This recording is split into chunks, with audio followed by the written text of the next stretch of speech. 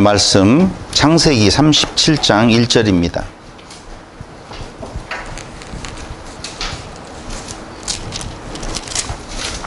야곱이 가나안 땅 곧 그의 아버지가 거류하던 땅에 거주하였으니 야곱의 족보는 이러하니라. 요셉이 17세의 소년으로서 그의 형들과 함께 양을 칠 때에 그의 아버지의 아내들 비라와 실바의 아들들과 더불어 함께 있었더니 그가 그들의 잘못을 아버지에게 말하더라.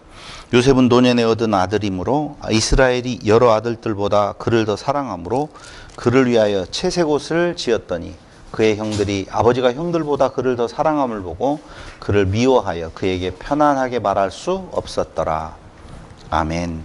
이제 우리는 창세기의 마지막 부분 요셉 이야기로 넘어가고 있습니다. 사실은 요셉 이야기는 야곱 이야기의 연장선상에서 나타나는 건데 이 요셉 이야기가 상당히 많은 분량을 차지하고 있어요. 37장부터 거의 요셉이 죽는 그 50장까지 보면은요 정말 많은 분량이죠. 근데 요셉 이야기 하면은 우리는 형들한테 팔려가서 결국 죽게 되었다가 보디발의 아내 그리고 애굽의 총리가 된 것까지를 생각을 하게 되어지죠. 그럼 여기에서 얻을 수 있는 진리가 무엇인 건가?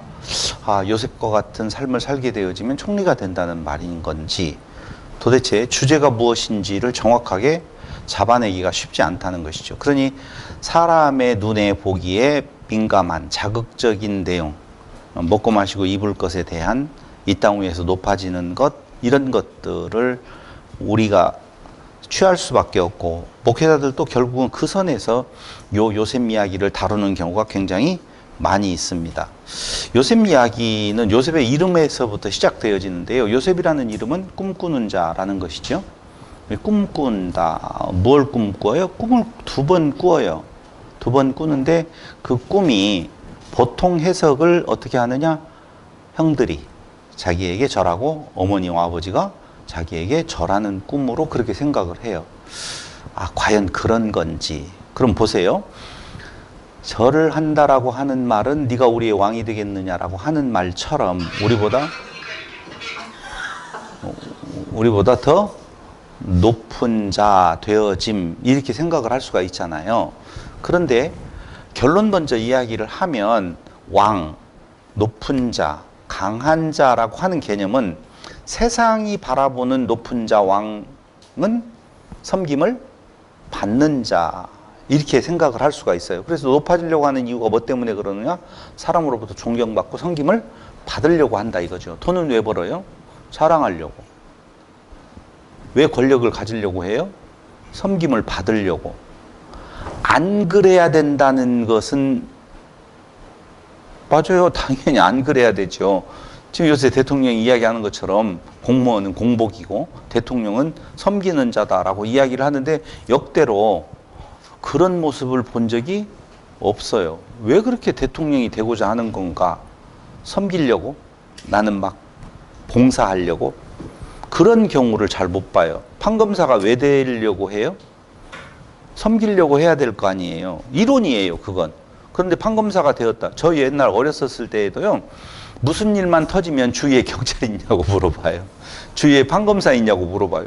아니 옳고 그름에 대한 문제를 따지는 건데 내가 불이익을 당하지 않기 위해서 권력자들이 옆에 있었으면 좋겠다라고 생각하는 사람도 있겠지만 내가 다른 사람에게 불이익을 주기 위해서 힘 있는 자를 찾는 경우가 너무너무 많다는 것입니다. 우리 마음속에도 그 내용이 있어요, 사실은. 그래서 한편 꿈꾸는 자, 꿈을 꾸었는데 그 꿈이 정확한 의미로 보면은 섬기는 자의 자리에 있게 되어진다. 우리는 결론 알고 있잖아요. 요셉은 이스라엘이라고 하는 그 형제들을 섬기는 자리에 있었느냐, 그들로부터 섬김을 받는 자리에 있었느냐라고 보면 당연히 섬기는 자의 자리에 있었거든요. 근데 그가 몰랐었을 때, 그 의미를 알지 못했었을 때에는 형제들한테 자랑하고 아버지 부모에게도 자랑하는 모습들을 보이게 되어지더라.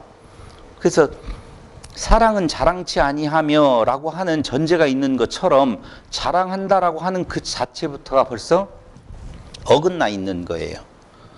요셉 이야기의 첫 번째 출발이 37장에 되어졌다면 이제 요셉이 죽게 되어지는 50장 22절로 45절까지 내 해골을 메고 올라가라 그래요. 어디로 올라가래요?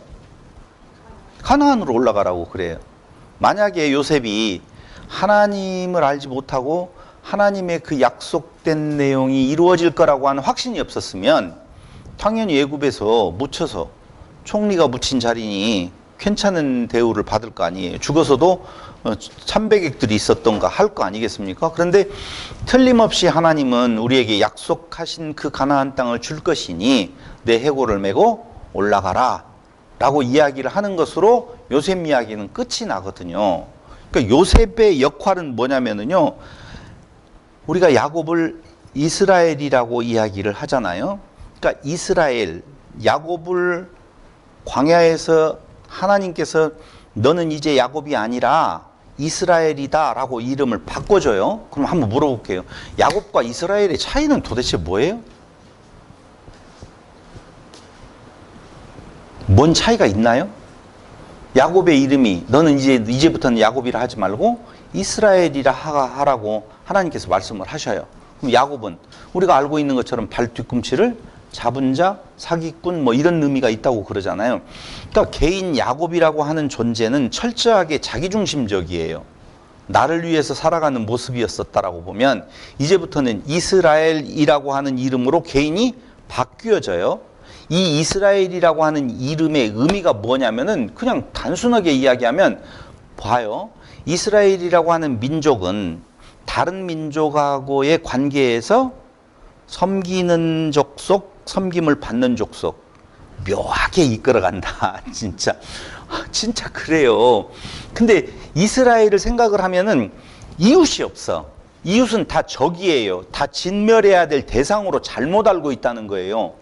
오늘 사건에서도 요셉이 팔려갈 때 두 존재가 나오잖아요. 하나는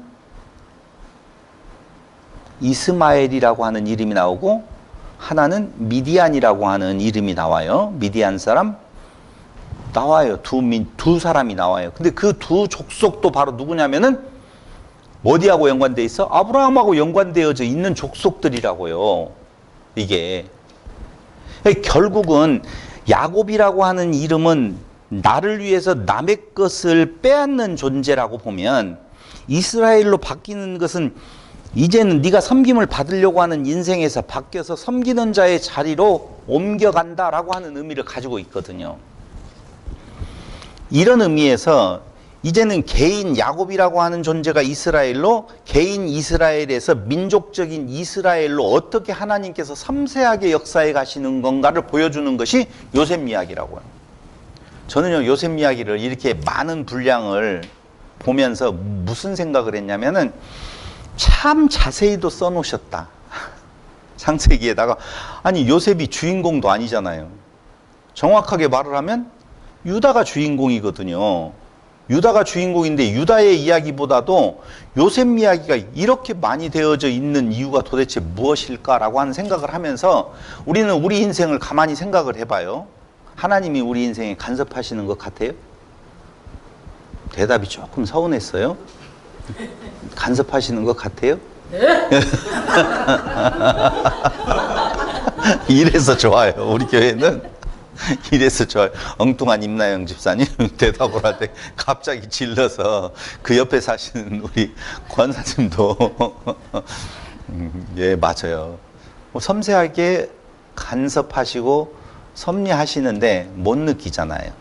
근데 저는 요셉 이야기를 통해서 참 섬세하게 그 요셉 이야기가 성경에 쓰여지지 않았으면 우리는 알 수가 없을 거예요. 그런데 섬세하게 이렇게까지 섬세하게 역사를 하실까라고 하는 생각을 저는 요셉 이야기에서 갖게 되어지면서 하나하나 개인적인 이야기가 성경에 다 들어갈 수 없으니 안 써졌을 뿐이지 하나님은 우리의 삶에 있어서 아주 섬세하게 디테일하게 간섭하고 계시고 섭리하고 계시는구나를 저는 요셉 이야기에서 발견을 하게 되어졌거든요. 다시 이야기하면 요셉 이야기는 이스라엘, 즉 야곱에서 이스라엘 민족으로 완성되어져 가는, 완성해 가시는 하나님의 섭리, 하나님께서 하신다 민족으로 만들어 가시는 하나님의 섬세하신 섭리가 그려져 있는 것이 바로 이 요셉 이야기라고 보거든요. 모세는 그 섬세하신 하나님께서 우리 민족을 이 광야에 지금 이렇게 놓아두지 아니하신다. 그런데 그 섬세함 섭리 속에 있는 우리 민족의 조상들은 결코 재미없었다는 것이죠. 잘해야만이 우리를 좋은 길로 인도해 가시는 것이 아니라 그럼에도 불구하고 라고 하는 진리를 모세는 지금 이스라엘, 광야의 이스라엘에게 말을 해주고 있는 거예요. 그럼 요셉은 어떤 존재였었는 건가? 일단은 고자질쟁이였어요. 꿈꾸는 자라고 하는 이야기는 했어요. 두 번 꾼 꿈을 가지고 그가 그의 앞길이 어떻게 갈 것이라고 하는 것이 분명한데도 불구하고 그걸 바꿔서 자기 나름대로 자랑거리로 삼아버렸는데 그 친구는 첫 번째는 고자질쟁이였었다니까요. 37장 2절 한번 보실래요? 이렇게 말하고 있어요. 야고보 족보는 이러하니라. 요셉이 17세의 소년으로서 그의 형들과 함께 양을 칠 때 그의 아버지의 아내들 비라와 실바의 아들들과 더불어 함께 있었더니 그가 그들의 잘못을 아버지에게 말하더라. 일단 분쟁의 첫 번째는 신고정신. 한번 생각을 해봐요. 형제들의 잘못을 아버지에게 고발하는 건 잘한 일이에요, 못한 일이에요? 이런 것들이 이제 어려운 것이죠. 중요한 것은 이걸 자꾸 윤리와 도덕적으로 접근해 가려고 하면 안 된다는 거예요. 형제들 간에 이야기를 하고 있는 거예요. 이웃에 대한 이야기를 지금 하고 있다고요. 근데 이웃의 잘못된 것을 아버지에게 고자질하는, 그럼 고자질은 어디에 있느냐면요, 나는 정당하다는 거거든요. 동병상련이 아니에요. 너는 잘못했고 나는 괜찮은 존재라고 하는 데에서 출발하는 거거든요. 형들이 잘못을 했으면 그것에 대한 안타까움을 갖는 것이 아니라 일단 고자질을 해요. 그럼 아버지는 누구를 보느냐? 고자질하는 얘는 이쁘고, 그것도 누가 낳았어? 라헬이 낳았잖아요. 그러니 얼마나 이쁘겠어. 그래서 그 고자질쟁이의 모습을 요셉이라고 하는 첫 번째에다가 두는 거예요. 좋은 의미예요, 나쁜 의미예요? 진짜 나쁜 놈이라니까. 나쁜 놈이었었어, 요셉은. 그런데 그가 하나님의 섭리 가운데에서 변하여서 하나님의 뜻을 이루어 가시는 도구로 쓰임받게 되어졌다라고 지금 말을 하는데, 두 번째, 도대체 요셉은 누군 건가? 야곱의 편애를 받는 자였었어요.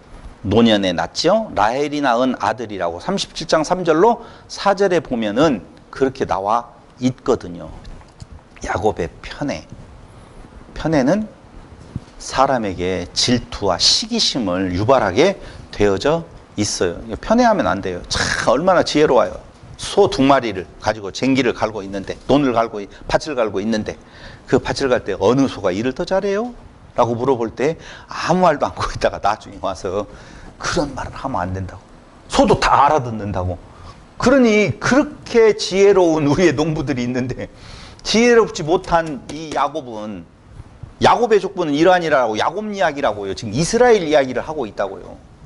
야곱은 지혜롭지 못하게 아들 하나를 편애함으로 인하여서 형제들 간에 갈등을 유발하고 있는 거예요. 세 번째, 요셉 어떤 존재인 건가? 하나님의 편애받은 자예요. 그런데 여기에서 중요한 것이 있어요. 하나님의 편애는 꿈을 2번 꾸게 한 거잖아요.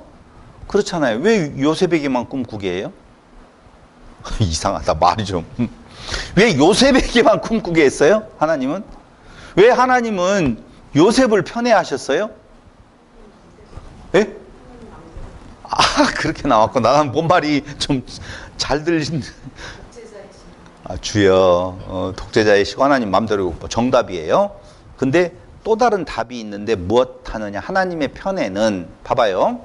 요셉도 편애했지만 이스라엘, 야곱도 편애했잖아요. 태중에 있었을 때부터 애시당초 야곱을 선택하시잖아요. 그러니까 하나님의 편애는요, 하나님께서 나에게 편애했어서 나에게 특별한 은사를 주시는 것은 섬기라고 주시는 것이지 너 혼자 그걸 가지고 너를 높여라라고 하는 내용이 아니라는 말을 하고 있다고요. 근데 기독교 안에서 편애를 받는다라고 이야기했었을 때, 나는 은사가 이렇게 있다라고 말을 할 때, 하나님께서 나에게 이렇게 많은 것을 주셨다라고 이야기할 때 그걸 섬김의 도구로 쓰는 사람이 많지 않다는 것이죠. 섬기라고 하시는 일인데도 불구하고 맞아요. 하나님은 편애하셔서 특별한 꿈을 주셨어요. 하나님의 주신 꿈은 자랑거리로 삼으라는 것이 아니고 하나님의 복이 흐르는 통로, 모든 사람에게 그 복이 흘러가는 통로로 만들기 위해서 그 자를 편애한 것인데, 요셉은 그걸 자기 걸로 알고 자기가 자랑함으로 말미암아 형제들의 미움을 사게 되어지는 것이죠. 편애가 결국은 살해 동기가 되었다는 것은 37장 8절에 보니까 이렇게 나와요. 그의 형들이 그에게 이르되 네가 참으로 우리 왕이 되겠느냐, 참으로 우리를 다스리게 되겠느냐 하고 그의 꿈과 그의 말로 말미암아 그를 더욱 미워하였다라고 나오잖아요. 채색옷 지난번에 이야기했죠. 평평한 발끝 손끝에, 그것은 왕복이나 마찬가지예요. 관리자예요. 한마디로 말을 해서 다른 사람보다도 높은 자리에 있는 것이라고 보면 되거든요. 그러니 유다의 입장에서는 기분 나쁜 거예요. 큰아들 르우벤이 통간함으로, 부모와 통간함으로 자격이 소실되어지고, 둘째와 셋째가 그 잔악한 모습을 통해서 제거되어지면 이제 네 번째인 자기가 그 장자권을 갖게 되어지는 건데, 갑자기 요셉이 총애를 받음으로 말미암아 왕자의 난이 일어난 거예요. 한마디로 말을 하면. 유다가요? 그랬어요. 갑자기 못된 놈이라고 하니까 제가 할 말을 갑자기 잃었어요. 유다만 못된 놈이에요? 르우벤은요 어떤 존재였었냐면요, 야 죽이지 말자, 그냥 구덩이에 빠뜨리자 라고 그를 살려주려고 마음 먹거든요. 왜 그래요? 장형으로서의 의무? 아니죠.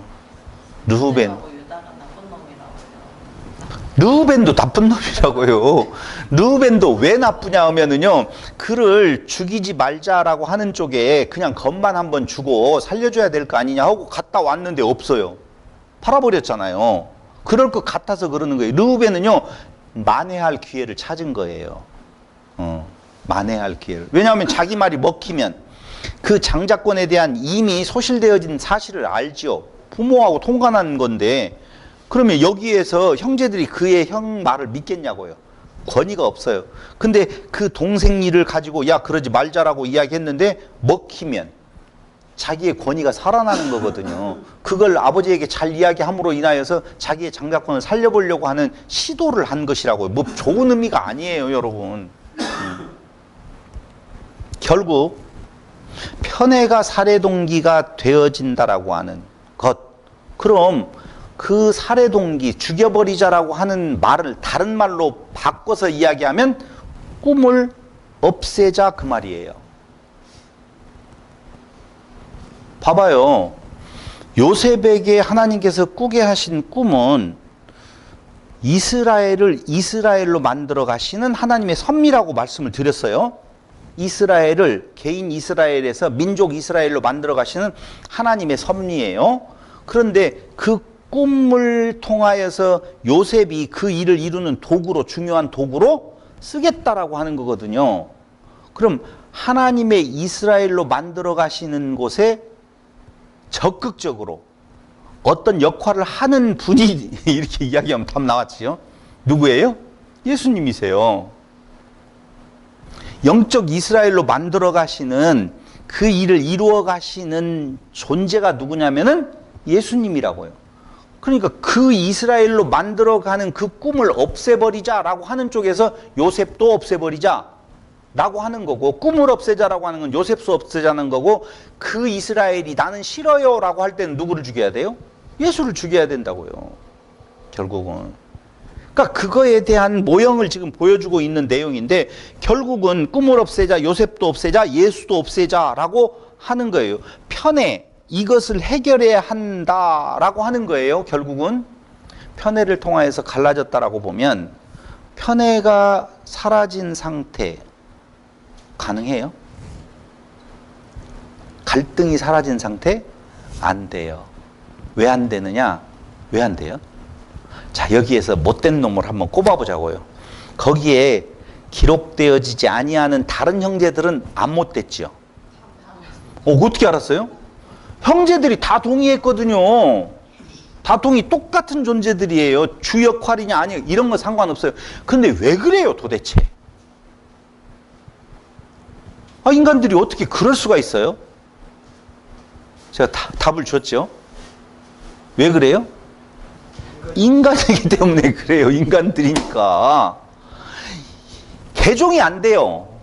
인간을 아무리 교육시키고 그런 말 있잖아요. 사기를 치려면 서울대학 더 큰 사기를 친다고.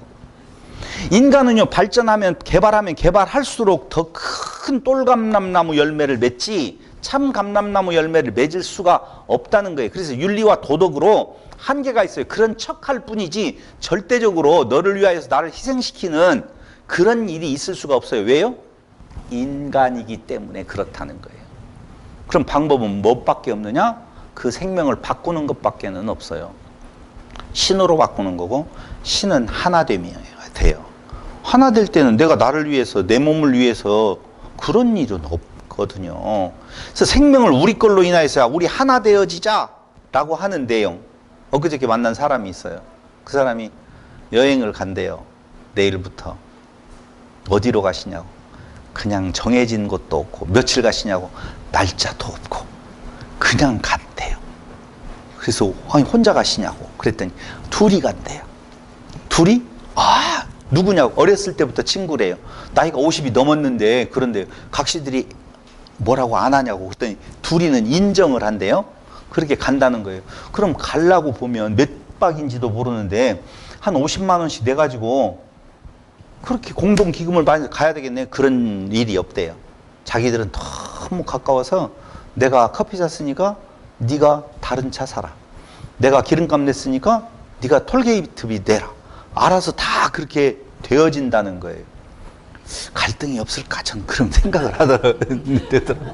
그냥 속된 표현으로 엠빵하면 깔끔하잖아요.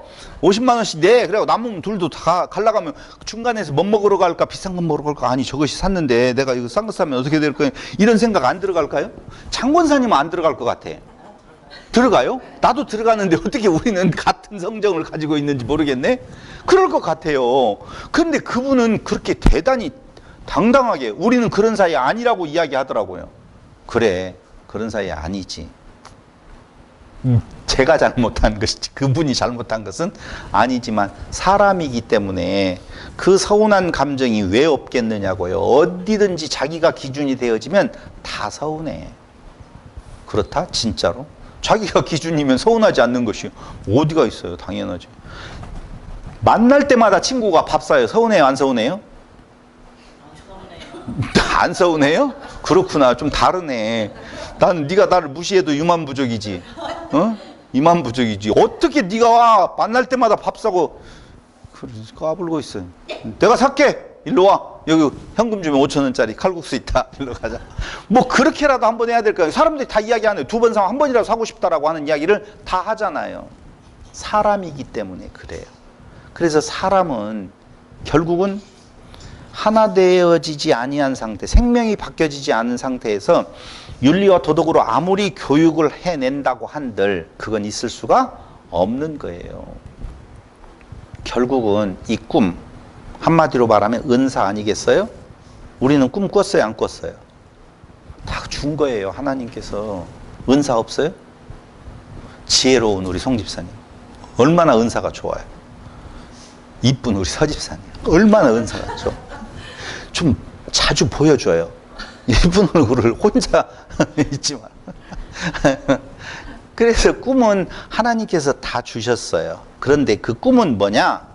한마디로 저는 그렇게 표현하고 싶어요. 섬기는 은혜다 라고 말하고 싶어요. 그러니까 은사를 우리에게 주었다, 꿈을 주었다라고 이야기할 때 그걸 내 것으로 삼고 자랑거리로 삼는다라고 하는 건 사람이기 때문에 그렇게 나타나는 모습이에요. 근데 그걸 변화시켜요. 하나님은 철저하게 요셉의 삶 속에 개입하셔서, 개입이 아니라 그걸 그렇게 인도해 가시는데 처음에 꿈꾸어서 자기를 자랑하는 그 사랑 없는 모습에서 그가 그의 형제들과의 관계 속에서 보디발의 집을 관계 속에서 애굽의 바로왕의 밑으로 가면서 그 과정 속에서 그는 생명이 바뀌어지는 거라고요. 이 생명이 내 것이 아니구나라고 하는 내용을 알게 되어질 때 결국은 하나님께서 그를 변하여서 하나님의 뜻에 맞게 쓰시는 하나님의 섭리를 지금 보여주는 건데, 그 과정을 보면은요 37장 18절로 20절에 보면은요 그를 죽이려는 음모가 있다고 말을 합니다. 37장 18절 한번 보시죠. 요셉이 그들에게 가까이 오기 전에 그들이 요셉을 멀리서 보고 죽이기를 꾀하여 서로 이르되 꿈꾸는 자가 오는도다. 자 그를 죽여 한 구덩이에 던지고 우리가 말하기를 악한 짐승이 그를 잡아먹었다 하자. 그의 꿈이 어떻게 되는지를 우리가 볼 것이니라 하는지라. 참, 하나님이 꿈꾸게 했다고? 하나님, 우리가 이렇게까지 하는데 그가 왕이 될 것 같아요? 채석으로 입히는 자리, 높은 자리에 앉을 것 같아요? 절대 그럴 수 없어요라고 죽이기를 꿈꾸는, 음모를 꾸미고 있는 형제들의 모습을 보여주고 있어요. 누가 지금 이걸 말해주고 있다고요? 모세가. 우리의 조상들이 여기까지 이스라엘이 되어져서 애굽으로 내려가서 이스라엘이 되어져 가지고 출애굽을 하잖아요. 근데 그 출애굽을 할 때 그 과정을 보면 이스라엘로 내려가게 되어지는 동기, 애굽으로 내려가게 되어지는 그 동기, 애굽에서의 그 많은 생육 번성이 이루어지는 과정, 거기서 출애굽해 가지고 나오는 과정, 그 광야에 지금 피곤한 인생으로 있는 모습 때까지의 과정을 모세는 아주 디테일하고 자세하게 그림으로 말미암아 하나님의 섭리는 우리가 생각하는 것처럼 꽃길을 가는 길이 아니라는 거예요. 그래서 야곱의 그 길을 험하다, 험악하다라고 표현을 한 거라고요. 우리의 인생은 험악할까요? 꽃길일까요? 그냥. 자, 그럼 요셉을 한번 보자고요. 요셉이 그 과정에서 보면 인간적인 기준으로 보면 분명히 험악한 길이었을 거예요. 근데 요셉이 마지막 고백을 할 때 되어지면 이 길이 하나님께서 인도하신 길이라고. 형님들이 나를 판 것이 아닙니다. 하나님이 나를 미리 이곳에 오게 하셔서 이스라엘로 만들어 가시려고 하는 섭리를 하신 겁니다. 형님들이요 나한테 죄책감 가질 이유 없습니다라고 말하잖아요. 그게 깨달은 자의 고백이 되어지는 거예요. 근데 그 과정에서 우리는 이걸 봤으니까 그 과정에서 피곤한 인생이 올 때마다 그랬으면 좋겠잖아요. 돼요? 안 되잖아요, 사실은. 그래요, 안 되는 모습 그대로 살아가자고요. 그렇구나, 안 되는구나. 맞아, 그 모습이 내 모습이지. 인간의 모습은 이렇다라고 고백함으로 말미암아 그 안에서의 하나님의 사랑을 우리는 깨달아 알게 되어지는 것이죠. 죽이려는 음모 가운데에서 살리려는 르우벤의 모습이 또 그려내고 있어요. 장자권 회복을 위한 거라고 아마 그럴 거라고 하는 것이죠. 100% 그렇다라고 내가 말할 수는 없지만 그럴 것 같다는 거예요. 그 살리려는 르우벤의 시도는 무산되어지는 것이 37장 21절로 22절. 제가 굳이 한번 읽어보는 이유는 이렇게 디테일하게 하나님께서 역사하신다 그 말입니다. 만약에 이때 살리려는 의도대로 르우벤이 안 팔려갔으면 오늘 이스라엘을 이스라엘로 만들어 가시는 하나님의 섭리는 중단되어졌을 거예요. 그럴 일이 없어요. 팔려간다니까요. 근데 우리는 그 팔려가서 그 고생한 것에 대한 보상을 총리가 된 걸로 자꾸 생각을 하는데, 생각을 해봐요. 우리 교인들도 많지 않잖아요. 그죠? 이 중에서 한 명이 총리가 되었다라고 보면 다 같이 끝났어요. 여러분, 총리가 되어지면 얼굴도 못 봐요. 총리 되어졌는데 내가 다녔던 교회의 성도들이니까 한번 초청해가지고 밥 한번 먹자. 왜 초청해서 밥 먹겠어요? 자랑하려고. 아닌가? 누가 총리하면 돼봤으면 좋겠다. 뭐 박도경 집사님 외에는 가능성 있는 사람이 아무도 없네. 누구요?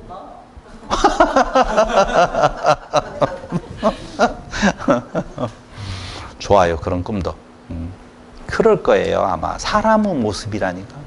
그래서 자세하게 디테일하게 지금 하나님 모세를 통하여서 하나님은 보여주고 있는 거예요. 21절로 22절에서 내용이 그 말이에요. 르우벤이 듣고 요셉을 그들의 손에서 구원하려 하여 이르되 우리가 그의 생명은 해치지 말자. 르우벤이 또 그들에게 이르되 피를 흘리지 말라. 그를 광야 그 구덩이에 던지고 손을 그에게 대지 말라 하니 이는 그가 요셉을 그들의 손에서 구출하여 그의 아버지에게로 돌려보내려 함이었더라. 또 개개인의 어떤 그럴듯한 괜찮은 행위를 따가지고 거기에서의 축복의 어떤 통로를 만들어 보려고 하는 그런 시도는 하시는 것이 아니에요. 그런 의도로 여기다 쓴 것이 아니라고요. 살리려는 르우벤의 시도도 무상. 그들이 결국 구덩이에다가 요셉을 던져 넣는데 여기에 참 재미난 구절이 나오네요. 그 구절이 뭐냐면은 23절. 요셉이 형들에게 이르매 그의 형들이 요셉의 옷 곧 그가 입은 채색 옷을 벗기고 라고 나오잖아요. 그게 마음에 안 든 거예요. 꿈과 채색 옷이라고 하는 것은 같은 선상에 있거든요. 그러니까 그냥 구덩이에다 던져도 되는데 왜 채색 옷을 벗겨요? 두 가지 의미가 있겠죠. 하나는 그 옷이 마음에 안 든다라고 하는 시기와 질투. 두 번째로는 아버지에게 가서 그 옷을 찢김으로 말미암아, 그 꿈을 찢김으로 말미암아 아버지의 꿈이 무산되어졌지요. 봐봐요. 이게 짐승이 뜯긴 증거입니다. 아버지 탓이에요. 왜 아버지가 뻔히 그 어린 자도 아니더라. 한 10, 그 청년이지요, 요새 그 자를 왜 혼자 광야로 내어보내가지고 짐승에게 찢겨 죽게 만들겠습니까? 똑같아요. 누구를 향하여서? 그 어린 양 예수를 이 땅 위에 내려보내 주어서 그렇게 하지 말고 좀 달리 했으면 될 거 아니에요. 하나님을 향해서 원망하는 모습도 나타나고 있는 모습 볼 수가 있죠. 구덩이에 던졌어요. 채색 옷을 벗기고. 그런데 섬세하신 하나님의 계획, 다시 말씀드리면 의도된 유다의 제안이 죽이지 말고 팔아버리자 라고 제안을 해요. 그러니까 이건 섬세하신 하나님의 계획이에요. 다시 이야기하면 유다의 그 생각을 통하여서 결국은 애굽에서 이스라엘로 만들어 가시는 하나님의 뜻을 이루어 가시는 모습을 실행에 옮기시더라 하는 것이죠. 형이 살려줄 것을 알고 장자의 면모를 보이려고 오늘 유다는 이 제안을 하는 거예요. 봐봐요. 구덩이에다 던져 넣었어요. 안 팔아버리고 그대로 있으면 르벤이 와서 야 이제 이 정도면 정신 차릴 거야. 그러니까 다시 올려서 살려주자 라고 할 거예요. 그러면 누가 장자권이 있는 거예요? 형이 르벤이 있는 것이죠. 근데 유다는 제안을 해요. 그러지 말고 팔아버리자. 그러면 유다의 뜻대로 되어지는 거잖아요. 형제들이 지금 누구 말을 듣냐면은 유다의 말을 듣고 팔아버리잖아요. 그러니까 장자권이 누구에 있는 거예요? 유다에게 있는 거라고요. 이게 고도의 사람들은 너를 위한 것 같고 다른 사람을 위한 것 같은 행동을 하더라도 결국은 자기 욕심을 위한 행동들이 그냥 무의식적으로 나오게 되어져 있어요. 어떻게 그렇게 빠른지 몰라요. 이렇게 말을 하면 너는 안 그렇고 우리만 그러냐라고 하지만 저는 저 고백을 해요. 제가요 사업을 하면서 예수장사꾼은 되지 말자라고 하는 수도 없는 다짐을 했어요. 예수장사꾼은 되지 말자. 왜냐하면 제가 모 회사에 청년 시절 때 모 회사에 대리점을 하면서 굉장히 크게 사업을 좀 했어요. 막 사원이 한 1200명 정도 되어졌었거든요. 주부 사원들. 그때에 그 회사가 하나님을 기쁘시게 사람을 기쁘게라고 하는 모토로 회사를 창립을 했거든요. 그 회사의 매출의 한 40%를 제가 혼자 했거든요. 근데 그 회사에서 그 하나님을 기쁘시게 사람을 기쁘게라고 하는 그 말로 많은 사람들을, 예수 믿는 사람들 대리점장들이 굉장히 많아졌었거든요. 그걸 제가 싫어했거든요. 그 회사에 제가 원래 사목으로 있기로 했었거든요. 신라호텔에서 행사를 할 때 그 큰 홀에서 제가 설교를 했잖아요. 근데 저도 모르게 제가 제 사업을 하면서 괜찮게 능력을 발휘할 사람 같다라고 했었을 때 나도 모르게 어쩌다가 한 번씩 나도 예수 믿는 사람이에요. 누군가가 옆에서 목사님이세요? 이런 이야기를 하잖아요. 왜 그러세? 더해라. 이런 모습이 가끔 나오더라니까. 저도라고 하니까 난 특별한 인간인데 안 나와야 되는데 나왔다는 말이 아니라 인간은 그렇더라고요. 결국은. 그래서 모든 주시는 은사들, 하는 행동들이 결국은 자기 자신을 위한, 자기 자신의 이득을 위한 행동들을 하는데 여러분 슬퍼하거나 염려하거나 걱정하거나 자책할 필요 없어요. 그걸 변하여 하나님의 뜻을 이루어 가시는 하나님의 섭리가 섬세하게 작용하고 있다는 사실을 알으셔야 돼요. 그래서 이 유다의 마음이 결국은 요셉으로 하여금 애굽으로 들어가게 만드는 계기가 되어졌고, 그곳에서 총리가 되어져서 이스라엘, 개인 이스라엘 야곱에서 이제 민족적인 이스라엘로 발전할 수 있는 터전이 마련되어진 거라 그 말입니다. 그럼 우리는 그곳에서 요셉이 되고 싶어요? 미안해요, 쳐다봐서. 안 되고 싶잖아요. 고마워요. 난 송재현이 그래서 마음에 들어. 이럴 때 되고 싶어요 라고 이야기하면 얼마나 써늘해요. 안 되고 싶어요, 여러분. 총리 되어지는 건 잠깐이지만은요, 그 과정 중에서 얼마나 많은, 저는 요새 그런 생각을 해요. 얼마나 돈을 벌어서 재벌이 되어지고 얼마나 높이 올라가서 권력을 잡으면 무슨 의미가 있을까라고 하는 의미가 있겠죠, 그분들 나름대로는. 그런데 과정에서 평범하게, 진짜 평범하게 한 달에 얼마씩 받아가면서 오손도손 가정과 더불어서 좋을 것 같더라니까, 그게. 옛날 부모들이 굳이 높이 많이 엄청나게 이렇게 생각할 것 없이 그냥 예전에는 그랬잖아요. 공무원으로 공무원이 평범했어요. 그때는 특별했지. 그렇게 평범한 인생을 살아가면서 믿는 것과 아는 것에 하나 된 자들이 도대체 주위에 몇 명이나 알고 살아갈 것 같아요? 죽을 때까지. 사람이 주위에 몇 명이나 있을 것 같아요? 여러분, 적은 숫자 아니에요. 두세 사람의 친구만 있어도 그 친구는 그랬잖아요. 한 명, 그 친구하고 어디를 가더라도 아내들이 절대 걱정하지도 아니하고, 둘이 돈 얼마씩 엠빵하자라고 할 것도 없고, 그냥 그런 마음에 맞는 친구가 있어서 너무 좋다고 50 몇 살인데 그걸 그렇게 자랑 삼아서 이야기를 하더라고요. 근데 우리는요, 2명도 넘잖아. 얼마나 많은지 모르겠어요. 그랬으면 참 좋겠어요. 근데 사람들은 요셉이 총리가 되었다라고 하는 곳에 거기에다 마음을 두어요.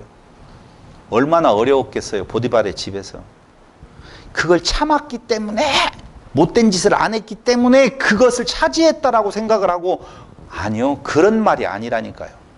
그 섬세하신 과정에서 요셉 되게 하시는 하나님의 섭리가 그 안에, 그 고난 가운데, 그 험악한 세월 가운데에서 하나님이 하신다라고 하는 것을 배운 만큼 그는 그 감옥에서도 평강을 유지할 수 있었다, 그 말이에요.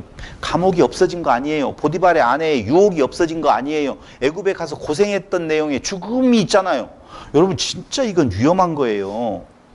술 맡은 관원장하고의 그 사이에서 자칫 잘못하면 자기의 목숨이 없어져 버릴 위기에 있었다고요. 지금 우리가 다른 사람이라고 하는 내용을 놓고 보니까 그냥 이야기처럼 그걸 볼 뿐이지, 사실적으로 내가 그 자리에 있었으면은요, 간이 서늘할 정도로 죽느냐 사느냐를 지금 두고 하는 이야기라고요. 그런데 막 좋았어요. 요셉은 그래가지고요, 총리가 되었어요 라고 하는 내용 쪽으로. 총리는 지금까지도 하고 있나요? 난 항상 그 생각이 들어요. 살려줬으면 나사로가 지금까지도 살아있나요? 그런 거 아니거든요. 근데 우리는 보이는 것에 너무 매여가지고 그것이 큰 것인 줄로 생각하고 그쪽으로 가려고 하는 엉뚱한 복음을 추종하고 있는 모습을 보이더라, 그 말입니다. 이때 요셉이 팔려갈 때에 나타나는 두 사람이 있는데, 이스마엘 사람, 미디안 사람. 이스마엘은 애굽 여인 하갈에게서 난 자예요. 창세기 16장 16절에 보면 나타나 있죠. 미디안 사람은요, 후처인 그두라를 통해서 난 자예요. 창세기 25장 1절로 2절이에요. 아브라함의 둘 다 자손들이거든요. 그러니까 요셉의 꿈을 제거하려는 세상 모든 사람들이에요. 한마디로 말을 하면 요셉의 꿈이 뭐라고 그랬죠? 알아맞혔으면 좋겠는데, 요셉의 꿈, 요셉에게 주신 꿈은 어떤 의미를 가지고 있다고요? 그래요. 예, 맞아요. 섬김에 대한 꿈이죠. 그 섬김의 꿈, 그걸 제거하려고 하는 거예요. 그럼 그걸 제거하려는 사람들은 너를 제거하고 내가 섬기겠어, 그 말입니까? 내가 더 높이 가서 내가 섬김을 받겠어, 그 말이에요. 2번이잖아요. 결국은 요셉은 섬기는 자로 세움을 받았고, 예수는 섬기는 자로 하나님께서 보내신 분이라 그 말입니다. 근데 그 섬기는 자를 죽여버리고 그 자리를 내가 가서 나는 섬기는 자가 아니라 섬김을 받는 자리에 앉아버리겠다라고 하는 것이 세상 모든 사람들. 보세요. 그두라를 통해서 난 미디안 사람과 이스마엘 사람은 참 재미나잖아요. 이방인이에요? 하나님의 선민이에요? 이방인이죠? 아니, 이방인이죠. 현재 상태에서는. 이스라엘로 놓고 본다면. 근데 그 이방인이 우리가 알고 있는 것처럼 아브라함을 불러서 약속하시고 너를 통하여서 모든 민족이 복을 얻겠다라고 이야기를 하는데 가장 가까운 너, 이웃은 누구냐면은 여기 오늘 미디안 사람이고 이스마엘 사람들이잖아요. 근데 가장 가까운 사람, 아브라함에게 약속 그 안에 있는 사람을 이방인으로 지금 정해서 보여주고 있다니까요. 근데 그들이 그 꿈을 없애는 쪽에 복의 통로인 자란 말이에요. 그 꿈을 통해서 복이 흘러가는 통로를 만들어주는데 그 복을 걷어차버리려고 하는 미디안 사람과 이스마엘 사람들. 그것이 바로 이방인 된 자들, 모든 세상 사람들이 저지르고 있는 행동이에요. 이걸 자칫 잘못 생각을 하면은요, 그런 행동을 하면 안 돼요라고 지적하는 말로 윤리와 도덕적으로 받아들이면 안 된다니까요. 모든 사람들은. 우리는 어디에 소속되어 있어요? 야곱 안에 있어요? 이스마엘 안에 있어요? 미디안 안에 있어요? 미디안이요? 이스마엘 안에 있잖아요, 결국은. 근데 우리는 어느덧 착각을 해요. 우리가 영적 이스라엘, 야곱 안에 있다. 아, 그러니까 그 나머지 우리 밖에 있는 사람들은 다 이방인으로서 잘못하면 그들은 죽어야 돼 라고 하는 생각을 가질 수도 있다니까요. 아니에요. 이웃이 다른 이웃이 아니에요. 모든 존재들이 하나님의 그 복이 흘러가는 우리를 통로로 해서 이제는 또 흘러가는 어떤 길을 내준 거라고요. 그러니까 우리만 됐어, 이것으로 끝이야 라고 생각하는 것, 그건 똑같은 거예요. 누구나 이스라엘이나 똑같은 모습이라고. 안 되잖아요. 우리는 자꾸 목사들이 설교를 할 때 그러면 안 됩니다라고 하는 설교를 하는 경우가 굉장히 많습니다. 아니요. 그럴 수밖에 없는, 그럼에도 불구하고를 지금 하나님께서는 이야기를 한다니까요. 지금 모세가 이야기를 하고 있는 거예요. 우리가 이 민족이 이루어져서 출애굽에서 광야에 있게 되어진 것은 이렇게 못된 우리의 조상들이 있다라고 하는 내용이에요. 이런 시도들이, 이런 것이 어디가 있어요? 이렇게 형제들 간에 이런 아기다툼을 하고.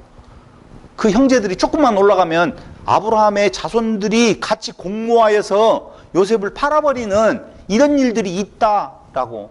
다 같이 시작. 그럼에도 불구하고 하나님께서. 그래서 우리에게 진짜 소망이 있는 거라니까요. 왜 소망이 있어요? 우리는 가끔 그렇게 후회를 해요. 나는 왜 이러지? 나는 왜 이러지가 아니라 이럴 수밖에 없는 존재구나. 그럼에도 불구하고 내가 오늘 하나님의 자녀라고 하는 고백을 할 수 있는 것은 하나님의 섬세하신 은혜 가운데 있는 하나님의 사랑에 폭탄 맞은 존재라고 보시면 돼요. 그렇지 않으면 우리는 살 소망이 없잖아요. 이 모습을 보고 누가 좋아하겠어요? 하나님 우리를 좋아한다고요? 천만의 만만의 말씀이에요. 아, 잘생겼다라고 하니까 진짜 잘생긴 줄 알아요, 제가? 하나님의 자녀이기 때문에 잘생겼다고 하는 것이지 외형이 잘생겼다는 의미 아니에요. 근데 하도 제가 그러니까요, 진짜 잘생기셨어요? 또 그렇게 말을 한다? 안 속아요, 제가. 옆에서 보면 좀 잘생기긴 한 것 같아요. 아니고 그 내면에 하나님의 생명을 간직하고 있기 때문에. 그래서 다음 주에는 영혼 육에 대한 내용, 우리가 간직하고 있는 것이 도대체 무엇이기에 우리는 이 세상에서 참으로 소중한 존재인 건가에 대한 내용을 같이 살펴보려고 합니다. 신명기 1절로 2절 한번 보실래요?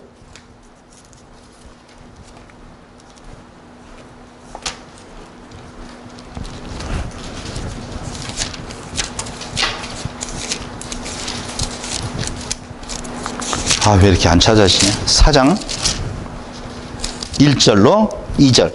이스라엘아, 이제 내가 너희에게 가르치는 규례와 법도를 듣고 준행하라. 그리하면 너희가 살 것이요 너희 조상의 하나님 여호와께서 너희에게 주신 땅에 들어가서 그것을 얻게 되리라. 내가 너희에게 명령하는 말을 너희는 가감하지 말고 내가 너희에게 내리는 너희 하나님 여호와의 명령을 지키라. 또 하나 볼까요? 5절로 6절 바로 이어서 내가 나의 하나님 여호와께 명령하신 대로 규례와 법도를 너희에게 가르쳤나니 이는 너희가 들어가서 기업으로 차지할 땅에서 그대로 행하게 하려 함인즉 너희는 지켜 행하라. 이것이 여러 민족 앞에서 너희의 지혜요 너희의 지식이라. 그들이 이 모든 규례를 듣고 이르기를 이 큰 나라 사람은 과연 지혜와 지식이 있는 백성이로다 하리라. 여기서 느끼는 것 좀 있죠. 보세요. 그 땅에 들어가면 그 땅에 있는 모든 족속들을 다 진멸하라고 했잖아요. 저를 보시고 진멸하라고 했죠. 그런데 요 신명기의 구절을 보면 그 말이 안 맞아요. 왜냐하면 진멸을 해버리면 그들이라고 하는 존재가 없을 거 아니에요. 여러 민족이라는 것이 없을 거 아니에요. 근데 거기 6절에 보니까 여러 민족 앞에서 너희의 지혜요 너희의 지식이라. 그들이 이 모든 규례를 듣고 이르기를 이라고 나오잖아요. 그럼 그들이 존재한다는 거예요, 사실은. 그러면서 뭐라고 해야 이 모든 규례를 듣고 이르기를 이 큰 나라 사람은 과연 지혜와 지식이 있는 백성이로다 하리라. 그들이 이 모든 규례를 듣고 그들이 같이 있다는 것이요. 한번 물어보죠. 그 규례, 그 계명, 그게 뭐예요? 그렇죠. 하나님 사랑은 놓아두고 이웃사랑이에요, 결국은.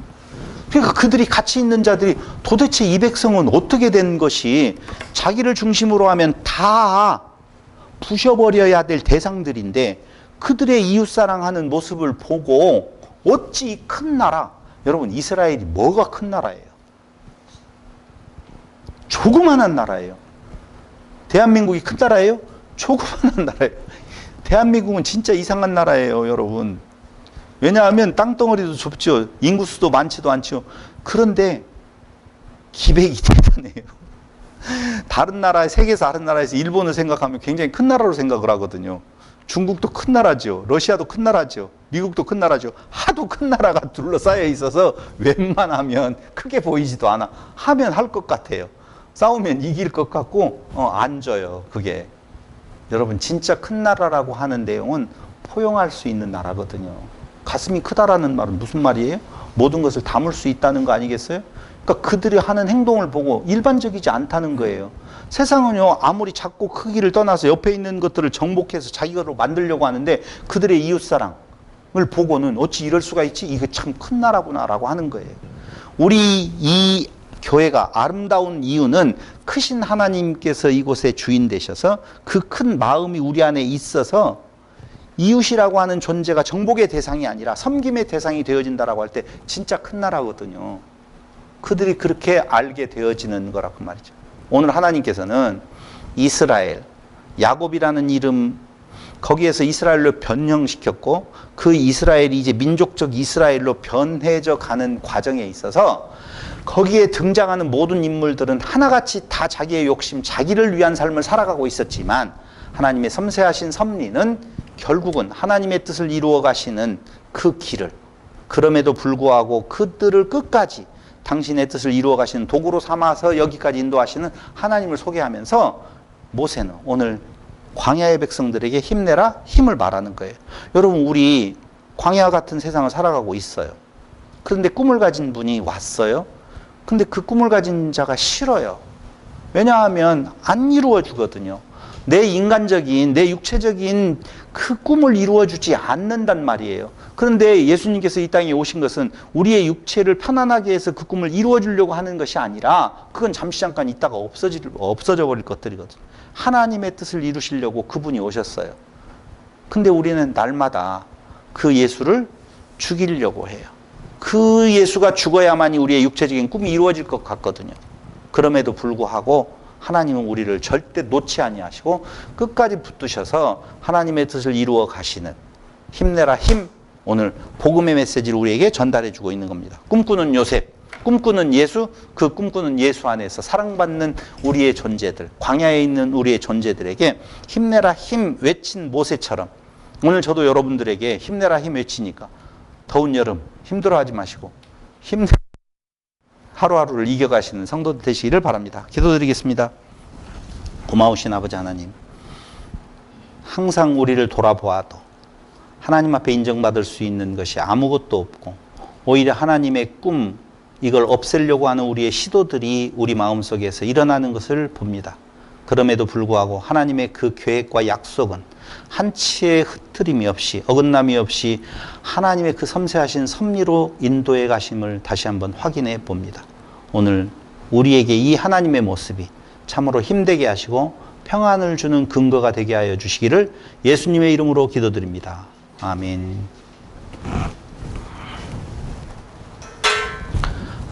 다음 주에